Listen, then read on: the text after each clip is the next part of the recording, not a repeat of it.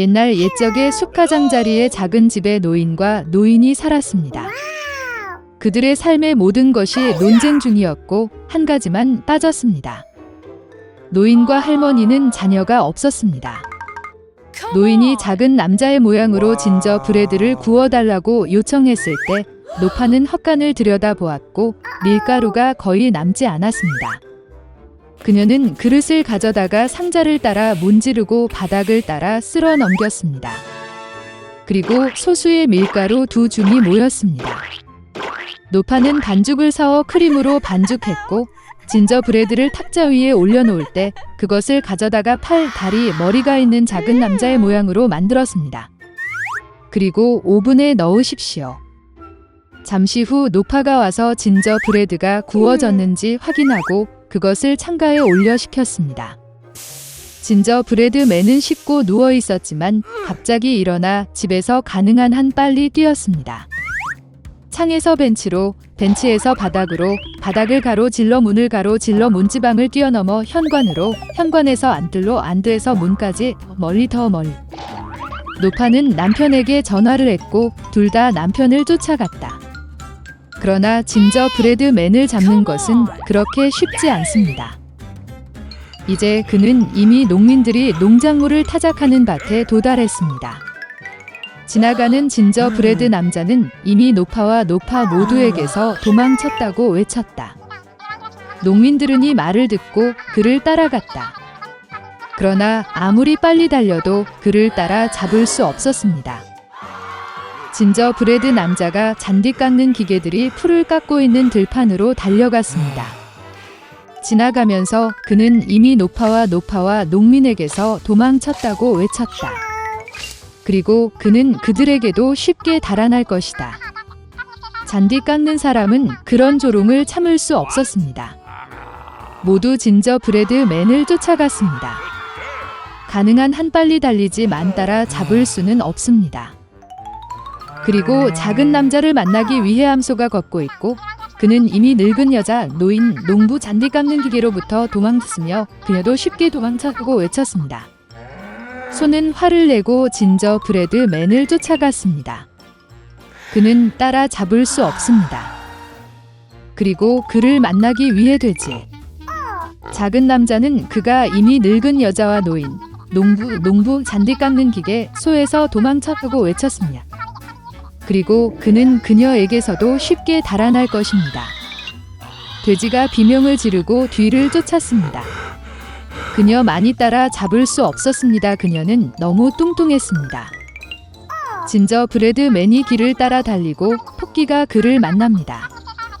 그 작은 남자는 자신이 이미 노파와 노인, 농부 깎는 기계, 소와 돼지에게서 이미 도망쳤다고 말했습니다. 토끼는 이 말을 듣고 그를 따라갔다. 그는 작은 남자를 따라 잡을 수 없다. 토끼만이 그를 보았다. 진저브레드맨이 달리고 늑대가 그를 만납니다.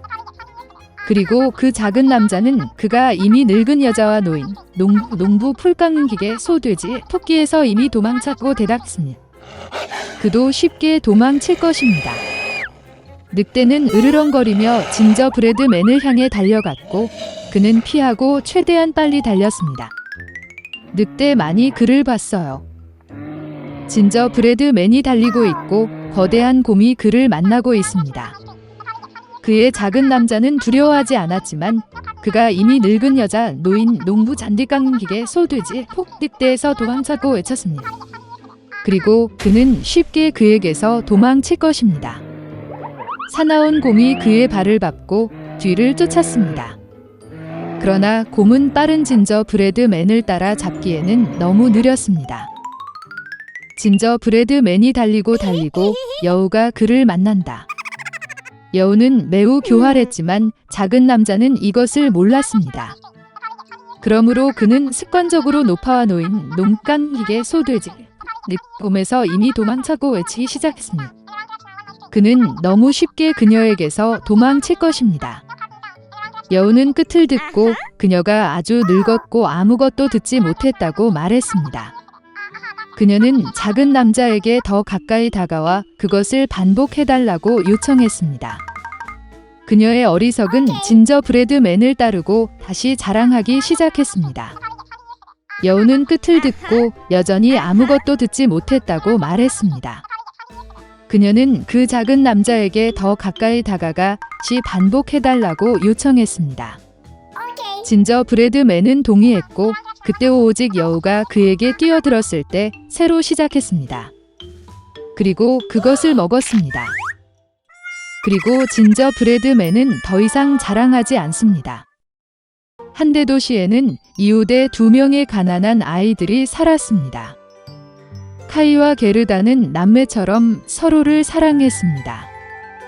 부모님은 그들이 지붕에서 서로 가서 장미 아래 벤치에 앉아 방문하도록 허용했습니다. 따뜻한 계절에는 이곳에서 다양한 게임을 발명했고 겨울에는 따뜻한 난로 옆에 앉아 할머니가 자주 하시는 놀라운 이야기를 듣는 것을 좋아했습니다. 한 번은 아이들이 그림책을 보고 있을 때 카이는 눈과 마음을 찌르는 것을 느꼈습니다. 이것은 강력한 여인인 눈의 여왕의 거울 파편이었습니다. 그 이후로 소년의 행동은 극적으로 변했습니다. 그는 화를 내고 무례하고 잔인해졌습니다. 어느 날 카이는 터보건에 갔지만 돌아오지 않았습니다. 게르다는 카이의 실종 사실을 알았을 때 오랫동안 울었다. 하지만 그녀는 카이가 살아있다고 확신했기 때문에 그를 찾기로 결정했습니다. 오랫동안 거더는 숲과 들판을 걷다가 꽃에 묻힌 멋진 집을 발견했습니다.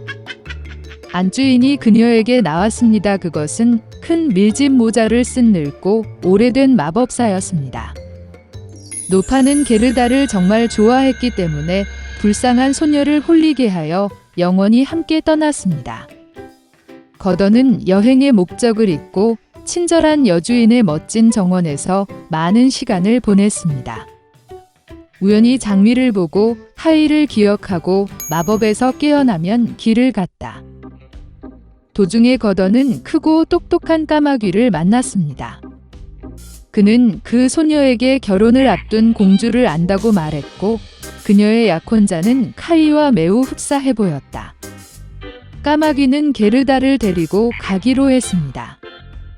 한 번 궁전에 들어서 거더는 미래의 왕자를 보았습니다. 불행히도 케이아이는 아니었습니다. 소녀의 슬픈 이야기를 듣고 공주는 마부와 하인, 신발, 머프, 멋진 드레스와 함께 황금 마차를 그녀에게 선물했습니다. 그리고 거더는 길을 찾다. 어두운 숲에서 반짝이는 마차는 즉시 강도의 눈을 사로잡았고 즉시 공격했습니다. 강도는 게르다 포로를 잡았습니다. 그녀는 거더를 강도의 성으로 데려가 라플란드의 숲비둘기와 술록이 들어있는 동물원을 자랑했습니다. 그녀의 포로 이야기를 듣고 강도는 그녀를 불쌍히 여기고 카이를 찾아 술록과 함께 가자. 술록은 그 소녀를 나이든 라플란드 여성에게 데려왔는데 그는 지친 소녀를 데우고 먹였습니다. 그녀는 눈의 여왕의 궁전 근처에 사는 친구 핀에게 말린 대구에 대한 몇 마디를 써서 소녀를 도와달라고 요청했습니다.